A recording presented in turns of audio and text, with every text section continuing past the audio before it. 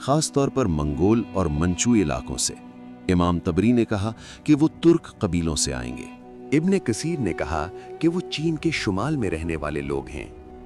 कुछ ने कहा नहीं, वो इंसान नहीं हैं, वो दूसरी दुनियाओं से आते हैं, वो जिन्नों और शैतानों में से हैं। इमाम सुयूती ने कहा कि वो आलम गैब से आते हैं। तो कौन सी बात सच है और वो अब कहाँ हैं?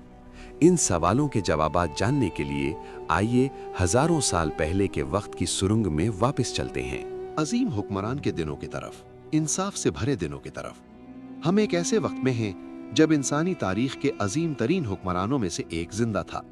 एक ऐसा शख्स जो दुनिया के मशरिक से मगरिब, शुमाल से जुनूब तक अपने सफर के लिए जाना जाता था।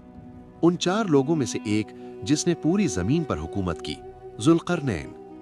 कहा जाता है कि वो 5000 साल पहले जिंदा थे। वो यमन के हुक्मरानों में से एक थे। कीदार जुल्करनैन के चचाजाद भाई थे। जुल्करनैन ने कीदार को अपनी फौज में कमांडर का फर्ज दिया और उसे काफिरों से लड़ने के लिए भेजा। इस बारे में कोई वाज़े मालूमात नहीं है कि आया जुल्करनैन नबी थे या अल्लाह के एक साले बंदे थे।